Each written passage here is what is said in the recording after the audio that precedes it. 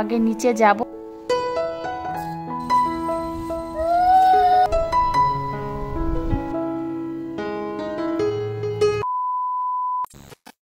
Hello everyone, good morning. কেমন আছো সবাই?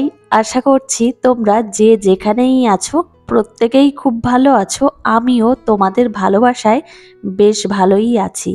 এস ফ্যামিলিতে আজ আরও একটি নতুন ব্লগে তোমাদেরকে জানাই অনেক স্বাগত, অনেক ভালোবাসা।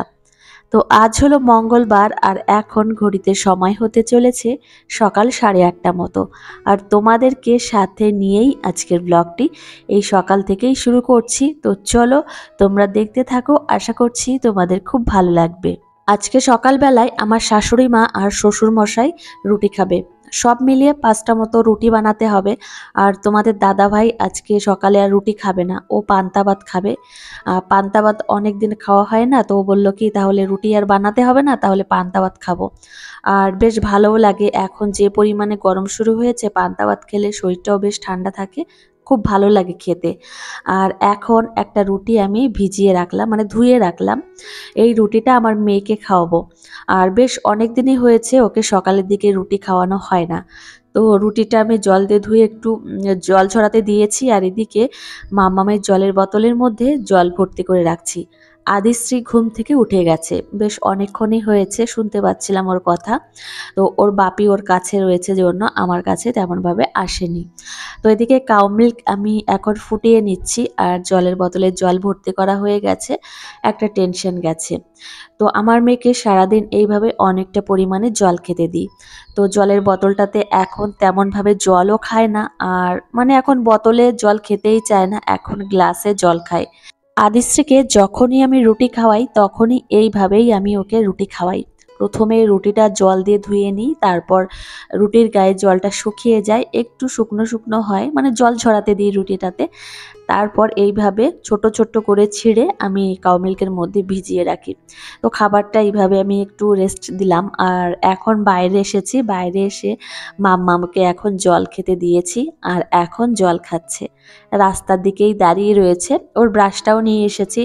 তো ভেবেছি ওর জল খাওয়া হয়ে যাক, তারপর ওকে ব্রাশটা দেব। আদিশ্রীকে প্রত্যেক দিনই আমি ব্রাশ করানোর চেষ্টা করি, আর নিজেও অনেক সময় করে।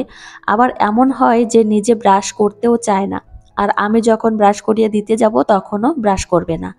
তখন একটা উপায়ে ওর ব্রাশ করিয়ে দিই, সেটা হচ্ছে আমি বলি যে মুখের মধ্যে পোকা হয়ে গেছে, তো ভয় আছে মুখের মধ্যে, হা করো। তো এইভাবেই ভয় দেখিয়ে ওকে ব্রাশ করিয়ে দিই। তো এখন ওর হাতে ব্রাশ ধরিয়ে দিয়েছি, ও এখন ব্রাশ ধরবে না, ও এখন মনোযোগ সহকারে জল খাচ্ছে। আর রাস্তার দিকে তাকিয়ে রয়েছে, এই পাশের বাড়ির, মানে আমাদের বাড়ির সামনে ওর পিসিমণি আছে, তো ওর পিসিমণি চলে যাচ্ছে, তো দেখছে দাঁড়িয়ে দাঁড়িয়ে। আজকে অনেক সকালেই উঠানে ধান নেড়ে দিয়েছে। তো এই ধান যে কবে উঠবে কে জানে। মানে আমার মেয়ে এই ধান নিয়ে এত পরিমাণে খেলা করে, আর ধান নিয়ে বেশিরভাগ খেলা করলে আবার কি হয় জানো তো, ওই অ্যালার্জির সমস্যাটা হয় বা হাঁচি হয়। ওর ধুলোবালি একদমই ভালো না, গায়ে লাগলে আবার চুলকায়। তো সেই জন্যই বলছি। তো বাবাকে আজকে জিজ্ঞাসা করছি যে বাবা ধান কাটা হয়ে গেছে? তো বাবা বলল না এখনো হয়নি, এখনো জমিতে ধান আছে। তো আমি জিজ্ঞাসা করেছিলাম যে এবছর ক বিঘা মতো ধান লাগিয়েছো? তো বাবা বলল যে 4.5 বিঘা মতো ধান লাগিয়েছে। তো যাই হোক, আমার শ্বশুরমশাই সকালবেলা এই মাছগুলো নিয়ে এসেছে, তো আমি এখন কেটে ধুয়ে পরিষ্কার পরিচ্ছন্ন করে নিয়ে আসলাম ঘরে, আর এখন ফ্রিজের মধ্যে রেখে দিয়েছি। আর এদিকে আমার শ্বশুরমশাই পা দিয়ে ধানগুলো এইভাবে নেড়ে দিচ্ছে, আর ধান নাড়া হয়ে গেছে। আর এখন যাবে হচ্ছে কাউ মিল্ক আনতে। তো আমাদের পাশের গ্রাম থেকে কাউ মিল্ক আনতে যায়। তো প্রত্যেক দিনই বাড়ি থেকে কারোরই যাওয়ার উপায় নেই। তো উপায় নেই একটা কারণেই, আমার মেয়ে সবার সাথেই যেতে চাইবে। তো এখন ও দাদাভাইয়ের সঙ্গে যাবে। তো গাড়ি বের করতে দেখলেই হলো, মাম্মামকে নিতেই হবে, না হলে কান্নাকাটি শুরু করবে। দেখো আগে আগেই হেঁটে যাচ্ছে। তারপর আমার শ্বশুরমশাই ডাক দিল, তো এখন ওকে স্কুটিতে নিতে হবে। তো বাড়ির থেকে যেই যাক না কেন ওকে নিতেই হবে। আর যেদিন আবার গাড়িতে উঠবে না তখন আবার মানে বরমশাই, মানে ওর বাপি বলবে যে আজকে তো আর মাম্মাম গাড়িতে উঠলো না, মাম্মাম কোথায় গেছে। তো ওদেরও একটা অভ্যাস হয়ে গেছে, তো ওদেরও না নিলে ভালো লাগে না। তো এদিকে মেয়ে আমার গেছে রাস্তার দিকে, ওকে আবার দিয়ে যাবে আমার শ্বশুর মশাই। আর এদিকে আমি মেয়ের সকালের খাবারটা রেডি করছি। তো এখানে আমি দুধের মধ্যে রুটি ভিজিয়ে রেখেছিলাম, আর এমনিতে রুটিটা আমি জল দিয়ে ধুয়েছিলাম, সেই জন্য অনেকটা নরম হয়ে গেছে। উপরন্তু আমি আবার গরম কাউমিল্ক দিয়ে রুটিটা ভিজিয়ে রেখেছিলাম, তো আরও বেশি নরম হয়ে গেছে। তো একটা কলা এর মধ্যে দিয়ে দিচ্ছি, তবে কাঁঠালি কলার মধ্যে বীজ থাকে, অনেকগুলোই থাকে, তো আমি হাত দিয়ে বের করে দিলাম। আর এখন রুটির সঙ্গে ভালো করে মিশিয়ে নিয়েছি। তো রুটিটা আমি হাত দিয়ে একটু মেখে নিয়েছিলাম, সেই জন্য এতটা পরিমাণে স্মুথ হয়ে গেছে। তো চলো এখন সময় নষ্ট না করে আদিশ্রীকে সকালের খাবার খাইয়ে দিই।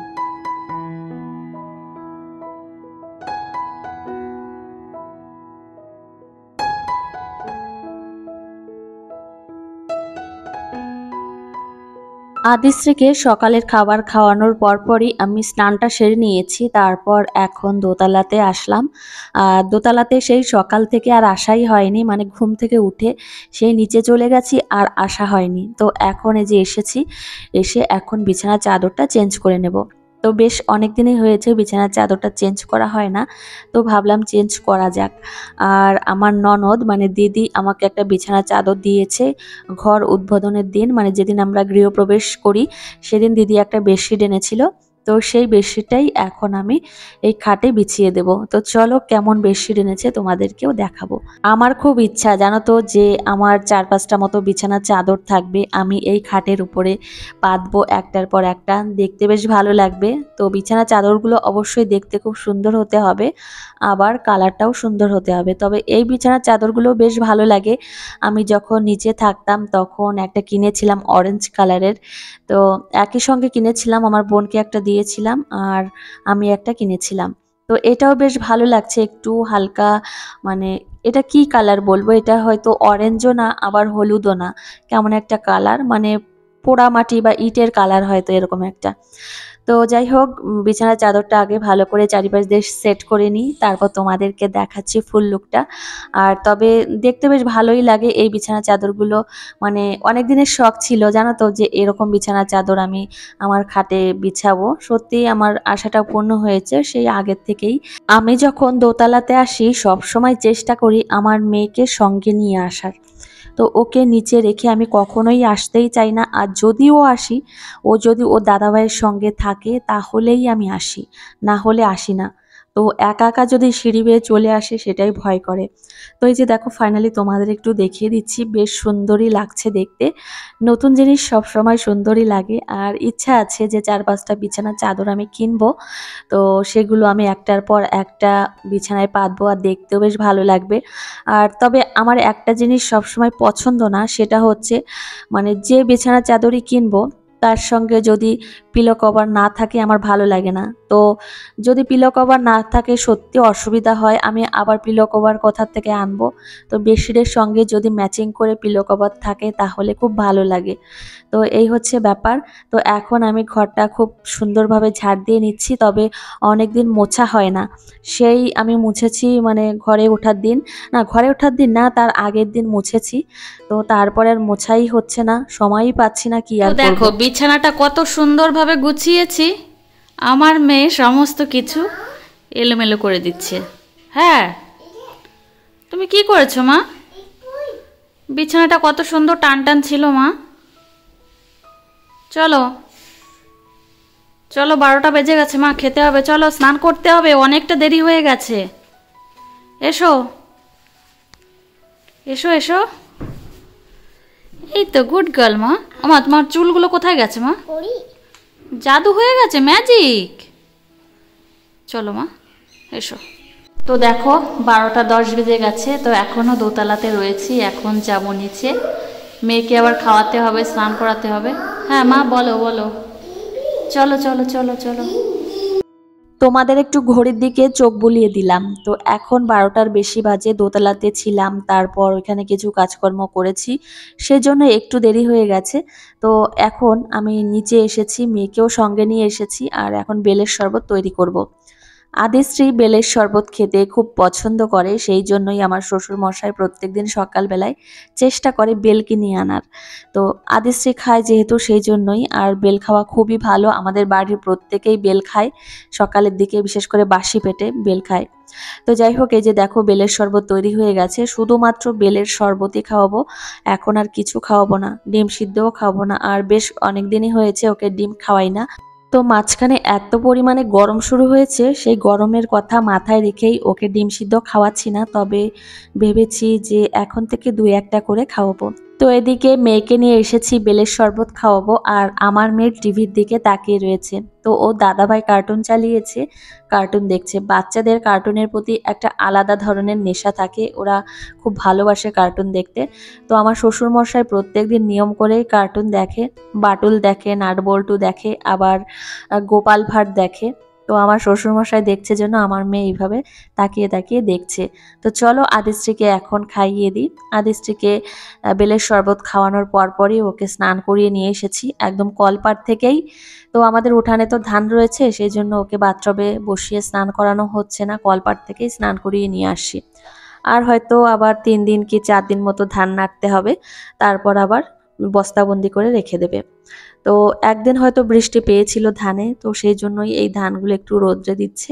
আদিশ্রীকে রেডি করাচ্ছি। আর চলো তোমাদের 2-1টা প্রশ্নেরও উত্তর দিই, তো মাঝে মধ্যে প্রশ্নের উত্তর দেওয়াও উচিত। তো সুচরিতা আমাকে জিজ্ঞাসা করেছো যে দিদি ভাই তোমার বোনের কি ব্লগিং চ্যানেল আছে? হ্যাঁ গো, আমার বোন ব্লগ করে। তো আমার বোনের চ্যানেলের নাম হচ্ছে শুক্লাস ব্লগ, তো সার্চ করে দেখবে, পেয়ে যাবেন।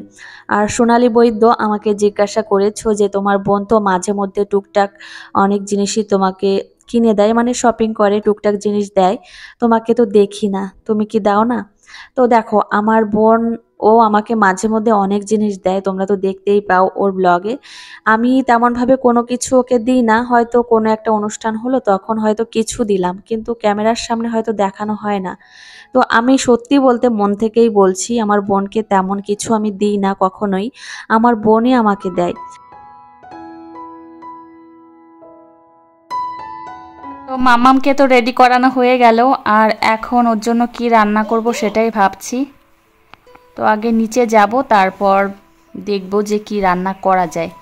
তো শাশুড়ি মা যদি রান্না করে তাহলে আর করব না। মামা, তোমার চুল কোথায়? চুল নেই মা, চুল ঠাকুরে নিয়ে গেছে। হ্যাঁ, কোথায় যাচ্ছ? নিচে যাবে?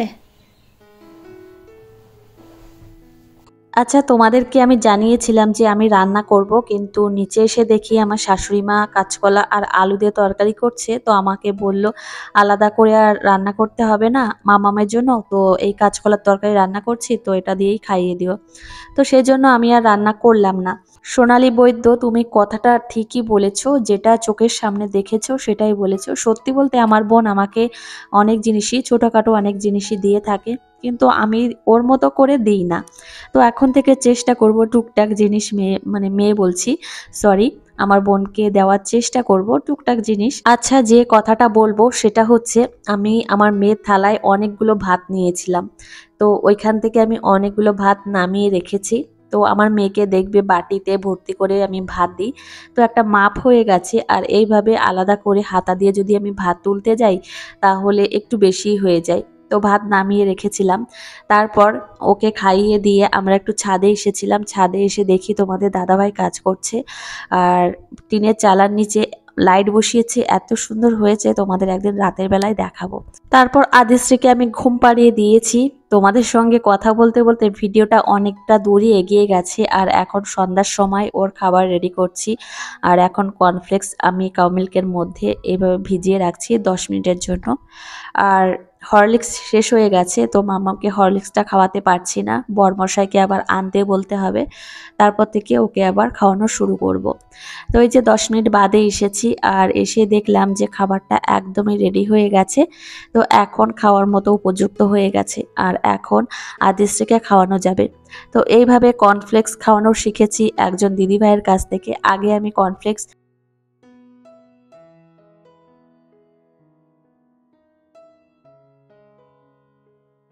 দেখো মাম্মামের জন্য খুব সুন্দর একটা জিনিস এনে দিয়েছে, আর এখন এই বইগুলো এর মধ্যে সাজিয়ে রাখবে। আমার মাম্মামি সাজিয়ে রাখবে। রাখো তো মা, সাজিয়ে রাখবে না? রাখতে হয় মা, রাখো। দুষ্টুমি না? ঘুমোতে হবে নাকি, না জেগেই থাকতে হবে? মাম্মাম তো ওঠে সকাল 9টার সময়, আর আমারই অসুবিধা হয়, আমি তো উঠি অনেক সকালে। তো এই যে মাম্মাম সমস্ত বই নিয়ে এখন পড়তে বসেছে। আর ওই যে দেখো মাম্মামের বাপি খুব সুন্দর একটা জিনিস এনে দিয়েছে। এই যে দেখো, কি বলে এটাকে, কি জানে কি বলে। আর এই যে মাম্মাম সমস্ত কিছু এখন গুছিয়ে রাখছে। হ্যাঁ, সব সময় বাপি বাপি। এটা ভেজিটেবল, এটা ব্রোকলি। ব্রোকলি ওটা মাম্মাম। এখানে এতগুলো বই দেওয়া যাবে না, 5টা মতো দিতে হবে, আর সমস্তগুলো তুলে রাখতে হবে, না হলে নষ্ট করে ফেলবে মাম্মাম। তো দেখো গুছিয়ে রাখছে। তো বন্ধুরা এখন অনেক রাতই হয়ে গেছে, আর চলো আজকের ব্লগটি এখানেই শেষ করছি, আর তোমাদের সঙ্গে দেখা হবে পরের একটা মিষ্টি ব্লগে। ততক্ষণে তোমরা সুস্থ থেকো, সাবধানে থেকো এবং নিজেদের খেয়াল রেখো সব সময়। টাটা।